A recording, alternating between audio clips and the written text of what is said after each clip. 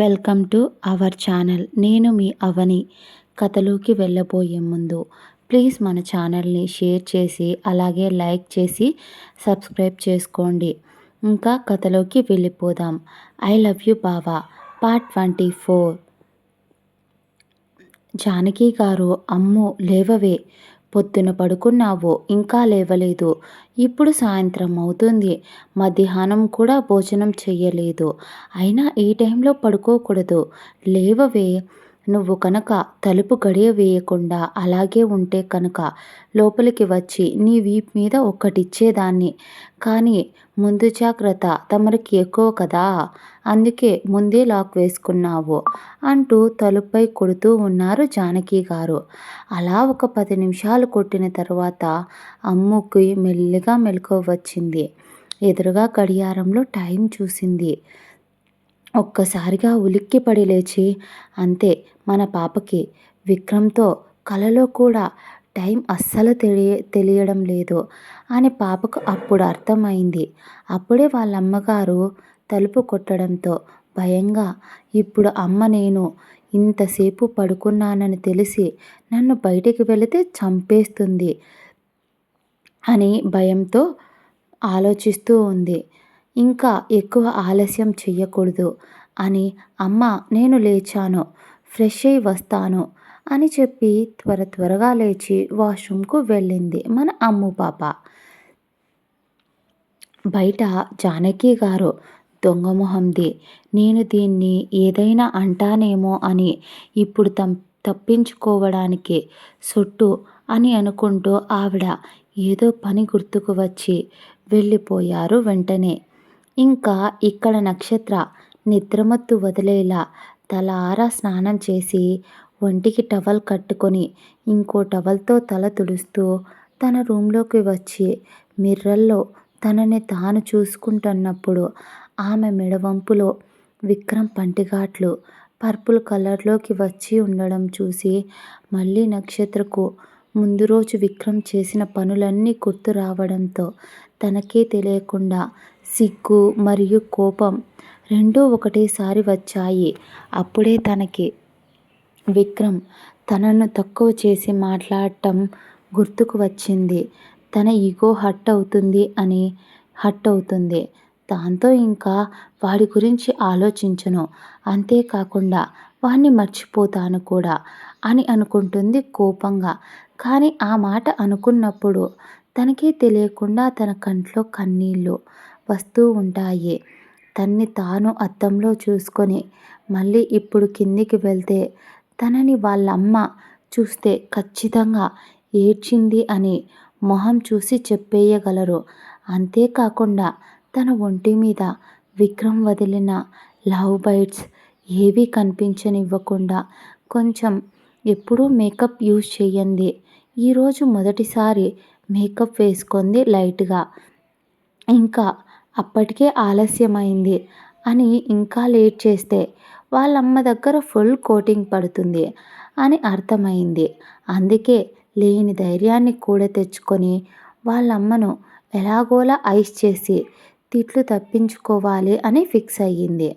అలా రెడీ అయ్యి తన రూమ్లోంచి బయటకు వచ్చి స్టెప్స్ పై నుంచి కిందకు చూస్తే అక్కడ వాళ్ళ నాన్నగారు కింద సోఫాలో కూర్చొని ఉండటం చూసింది. అంతే, లేని సంతోషం మొహంలో వచ్చి చేరింది. వాళ్ళమ్మ దగ్గర నుంచి తప్పించుకోవాలి అంటే ఇప్పుడు వాళ్ళ నాన్నే దానికి కరెక్ట్ ఆప్షన్ అనుకొని ఆయన దగ్గరికి లేడి పిల్లల చెంగుమని వాళ్ళ నాన్న దగ్గరికి వెళ్ళిపోయింది. ఆయన ఎవరితో మాట్లాడుతున్నారో కూడా చూడకుండా ఆయన చెయ్యి పట్టుకొని, నాన్న నేను మార్నింగ్ వచ్చాను, మీరెక్కడికి వెళ్ళారు?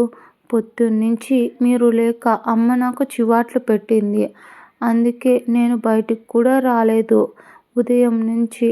అంతేకాదు నేనేమీ కూడా తినలేదు.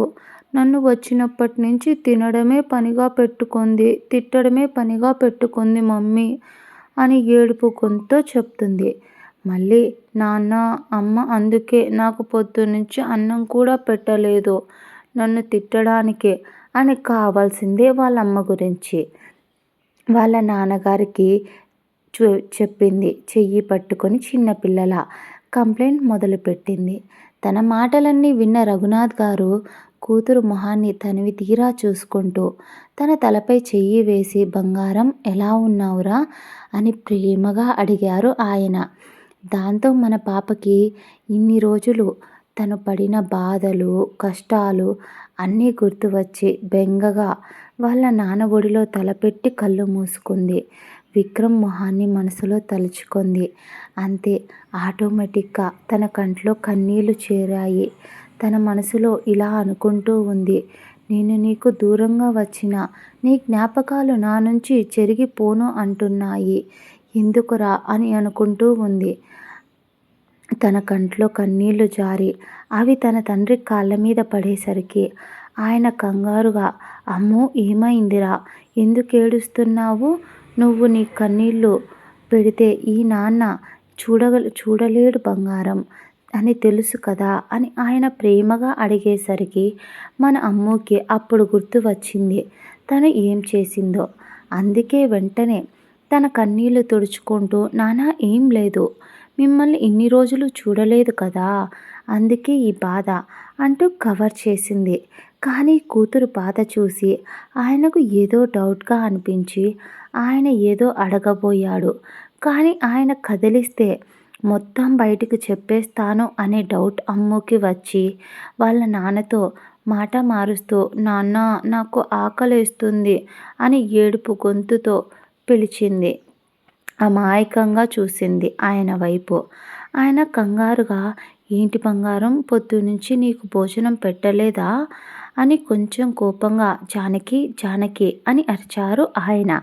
అప్పుడే కిచెన్లో బిర్యానీ వండుతున్న జానకి గారు, ఏమైందండి అలా అరుస్తున్నారు?